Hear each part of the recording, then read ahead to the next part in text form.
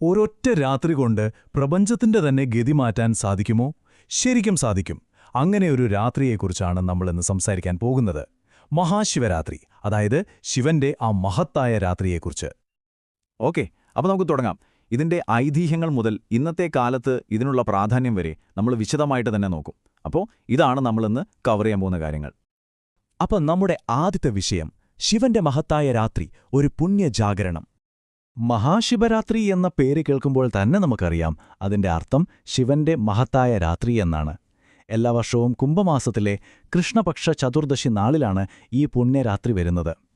പക്ഷേ ഇതൊരു സാധാരണ ഉത്സവം മാത്രമല്ല കേട്ടോ. ഇതൊരു ആത്മീയമായ ഉണർവിന്റെ രാത്രിയാണ്. ശരിക്കും പറഞ്ഞാൽ നമ്മുടെ ഉള്ളിലെ സമാധാനത്തിലേക്കും മോക്ഷത്തിലേക്കുമുള്ള ഒരു വഴികാട്ടി. ഇനി നമുക്ക് രണ്ടാമത്തെ ഭാഗത്തേക്ക് കടക്കാം.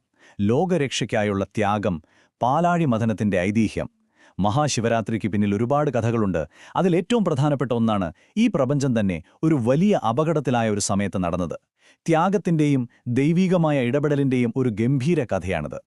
ഒന്നാലോചിച്ചു നോക്കൂ, ദേവന്മാരും അസുരന്മാരും എക്കാലത്തെയും ശത്രുക്കൾ ഒരുമിച്ചൊരു വലിയ കാര്യത്തിന് ഇറങ്ങിത്തിരിച്ചിരിക്കുകയാണ്.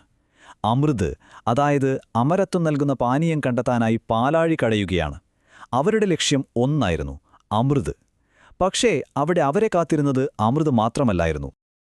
ആ പാലാഴിയുടെ ആഴങ്ങളിൽ നിന്ന് അമൃതിനു പകരം ആദ്യം പൊങ്ങി വന്നത് കാളകൂടമെന്ന അതിമാരകമായ വിഷമായിരുന്നു.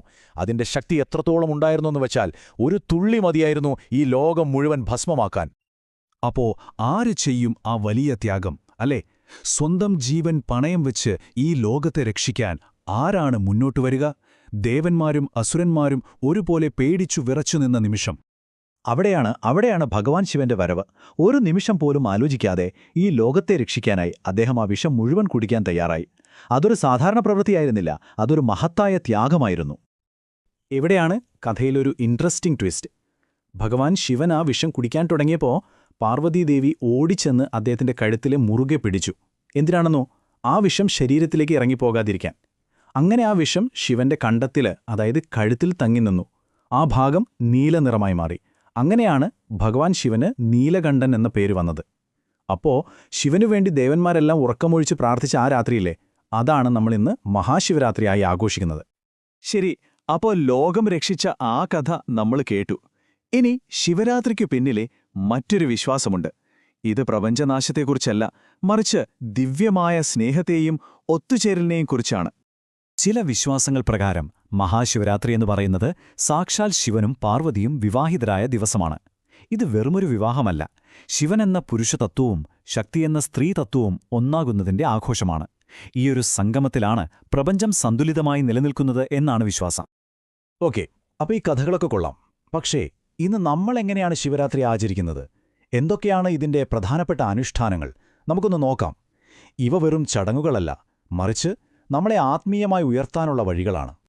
ഇതിൽ പ്രധാനമായി 3 കാര്യങ്ങളുണ്ട്. ഒന്ന്, ഉപവാസം. പിന്നെ വരുന്നത് ജാഗരണം, അതായത് രാത്രി മുഴുവൻ ഉറങ്ങാതിരിക്കുക. മൂന്നാമത്തേത് ക്ഷേത്രദർശനം.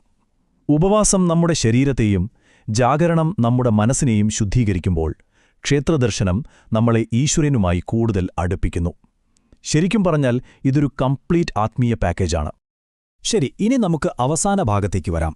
ഈ കഥകൾക്കും ഈ ആചാരങ്ങൾക്കും ഇതിനെല്ലാം അപ്പുറം എന്താണ് ശിവരാത്രി നമ്മളോട് പറയാൻ ശ്രമിക്കുന്നത്? എന്താണ് ഇതിന്റെ ഏറ്റവും ആഴത്തിലുള്ള സന്ദേശം? ശരിക്കും ഒറ്റ വാക്യത്തിൽ പറഞ്ഞാൽ ശിവരാത്രി എന്നത് അജ്ഞാനമാകുന്ന ഇരുട്ടിൽ നിന്ന് ജ്ഞാനമാകുന്ന വെളിച്ചത്തിലേക്കുള്ളൊരു യാത്രയാണ്. ഇത് പുറത്തേക്കുള്ളൊരു യാത്രയെക്കുറിച്ചല്ല പറയുന്നത്, മറിച്ച് നമ്മുടെ ഓരോരുത്തരുടെയും ഉള്ളിലേക്കുള്ളൊരു യാത്രയെക്കുറിച്ചാണ്. ഇപ്പൊ നോക്കൂ, ശിവൻ കാളകൂടമെന്ന വിഷം കുടിച്ച് ലോകത്തെ രക്ഷിച്ചില്ലേ? അതുപോലെ ഒരുപാട് വിഷങ്ങൾ നമ്മുടെ ഉള്ളിലുമുണ്ടല്ലേ? അഹങ്കാരം, ദേഷ്യം, നെഗറ്റിവിറ്റി, ഇതൊക്കെയാണ് നമ്മുടെ ഉള്ളിലെ വിഷം. ഈ വിഷങ്ങളെ ഇല്ലാതാക്കി ഉള്ളിൽ നന്മയുടെയും അറിവിന്റെയും വെളിച്ചം കൊണ്ടുവരാനുള്ള ഒരു ഓർമ്മപ്പെടുത്തലാണ് ഓരോ ശിവരാത്രിയും.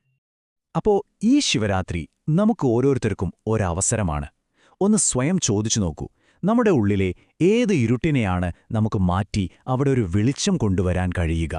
ഈ ഒരു ചോദ്യം നിങ്ങൾക്കായി വിട്ടു തന്നുകൊണ്ട് ഇന്നത്തെ ഈ വിവരണം നമുക്ക് ഇവിടെ നിർത്താം.